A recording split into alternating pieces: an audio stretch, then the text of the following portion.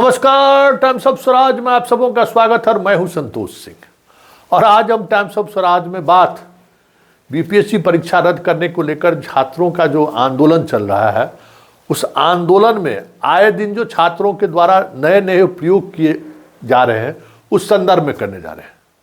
हालांकि कल छात्रों ने जदयू कार्यालय में जाकर ज्ञापन देने की कोशिश की, वहाँ उन्हें रोक दिया गया। फिर जदयू के प्रवक्ता नीरज जी के पास गए, नीरज जी से उसकी मुलाकात हुई और उन्होंने भरोसा दिलाया कि हाँ, आप अपनी बातों को मजबूती से लिख कर दीजिए, हम हमारे बस में जो होगा हम वो आपको करेंगे। अशोक चौधरी मंत्री से भी उन्होंने मुलाकात की, भागलपुर के एक बीजेपी के विधायक से भी उन्होंने मुलाकात की।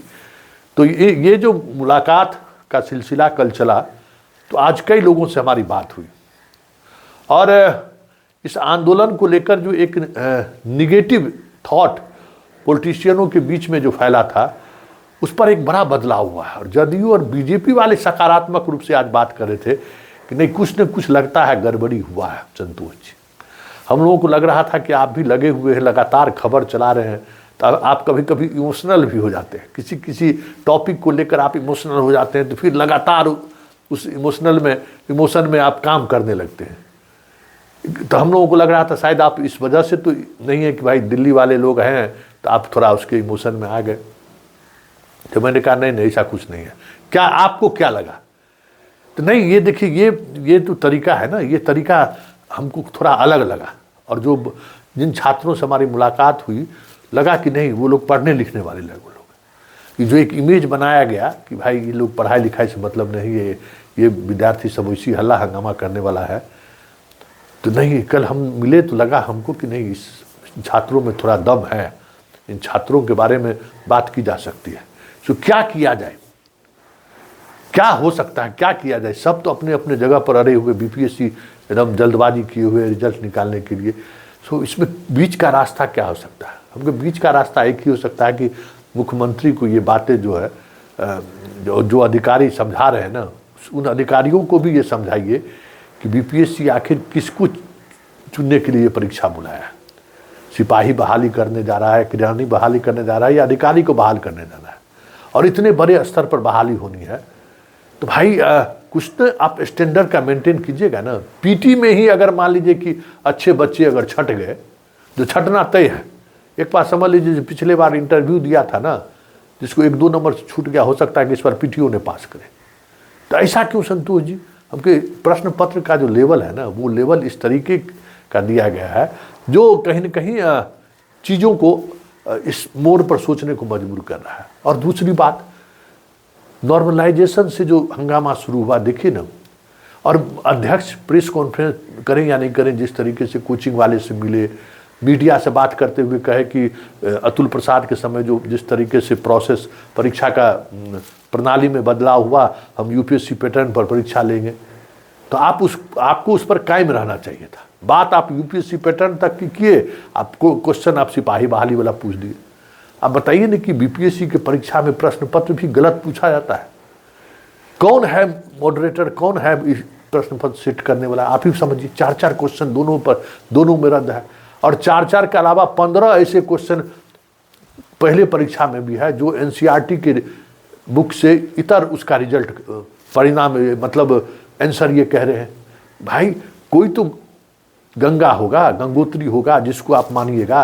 एनसीईआरटी तो अपने आप में एक ऑथर है।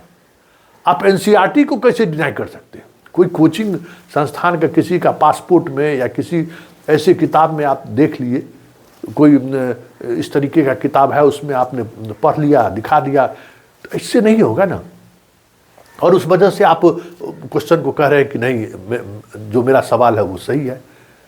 एनसीईआरटी मानक बुक है और एनसीईआरटी में का जो अध्ययन करने वाले जो लोग हैं या जो लोग लिखने वाले लोग हैं, वो काफ़ी एक्सपर्ट माने जाते हैं कई तरह की चीज़ों को वो लेकर। और भाई ऑथेंटिक बुक तो वही है। आपके पास कौन सा ऑथेंटिक? आप कोई टेक्स्ट बुक निकालते हैं बिहार सरकार का? आपने भी तो एनसीईआरटी की बुक को अडॉप्ट कर लिया है। तो जो टेक्स्ट बुक होगा वो वही मानक होगा ना। तो ये सारे सवाल हैं, उन सवालों को आप अधिकारियों के पास, मुख्यमंत्री तक बात को पहुंचाइए, तब तो कुछ इस आप जब आपको लगता है कि नहीं छात्रों के आचार विचार व्यवहार से हम लोग प्रभावित हैं, तो कुछ तो इन लोगों के लिए करिए। तो ये इम्पैक्ट है छात्रों कि भाई अब पॉजिटिव बातचीत हुई है, और हमें लगता है कि ये बात जिस तरीके से आगे बढ़ रही है, ये जो आप लोग मिलने का जो सिलसिला शुरू किए हैं, इस सिलसिला को और तेज कीजिए। पूरे प्रदेश के छात्रों को कहिए कि जो अपने अपने कंस्टिट्यूंसी में अगर मान लीजिए विधायक वहाँ गए हुए हैं, तो वहाँ जाकर मिलिए और उनसे अपनी बात को रखिए। सवाल प्रश्न पत्र लीक का नहीं है, सवाल है कि आप कैसे लोगों को आप डिप्टी कलेक्टर और डीएसपी बनाना चाहते हैं, कैसे लोगों को आप एसडीएम बनाना चाहते हैं, और उसके लिए जो परीक्षा का मानक है, उस मानक को आपने किस तरीके से तोड़ा है, ये सवाल करिए ना। कल कोर्ट में भी यही सवाल कर रहा था, वो दिल्ली वाला जो पता नहीं वकील है कि क्या है हमें नहीं मालूम है, उसी तरीके से बात कर रहा था, प्रश्न पत्र लीक। अरे भाई प्रश्न पत्र लीक का मामला कहाँ बन रहा है? यहाँ तो बहुत कई तरह के सवाल हैं, जिन सवालों के सहारे आप बीपीएससी के पूरे संस्थान पर आप सवाल खड़ा कर सकते हो। तो ये इस प्रवृत्ति को आगे बढ़ाइए। और हमें लगता है कि सिर्फ इतना ही नहीं, जितने विधायक हैं, जितने एमपीज हैं, जहाँ जो दिल्ली में हैं छात्र, वो दिल्ली वाले जो पटना में हैं, पटना में मिलिए और अपने ग्रुप में फ़ोटो डालिए, हम लोग उस खबर को चलाएंगे भी। इसके अलावा जो बिहार से जुड़े हुए जो शख्सियत हैं, हमने तो कहा ना पंकज तिवारी है, मनोज तिवारी है, जो अभी चुनाव लड़े, दिल्ली में तो चुनाव है, बनाइए नहीं सूझ भाई, दिल्ली में चुनाव है, बीजेपी के विधायक, सारे बिहार के बीजेपी के विधायक जा रहे हैं दिल्ली में वोट मांगने के लिए, वहीं उनसे सवाल कर दीजिए। आप लोग वोटर है सारे उस इलाके में, बिहार के लोग, सवाल करिए कि एगो परीक्षा आप ठीक से नहीं करा पा रहे हैं, घेरिए वहीं पर। मनोज तिवारी को कहिए कि इस पर सवाल का जवाब दे। संजय झा वहीं हैं, वोट मांग रहे हैं, उनका एगो यहाँ कुमार रवि है, उनके पिताजी सीएम को ओएसडी, उनके पिताजी चुनाव भी लड़ रहे हैं, जदयू को एगो वही टिकट मिला है। जाइए वहाँ, कहिए कि भाई हम आपके साथ हैं, हमारे इस समस्या का समाधान निकालिए, हमारे साथ ज्यादती हो रहा है। सरकार एक परीक्षा भी अगर सही से नहीं ले पा रही है, तो फिर ऐसे सरकार का मतलब क्या है? घेरिए दिल्ली में, जाइए मिलिए, अभी दिल्ली चुनाव का वक्त है, सारे बीजेपी के नेता विधायक सब एक सप्ताह बाद वहीं कैंप करने वाले हैं, वहीं पर छात्र लोग मिलिए।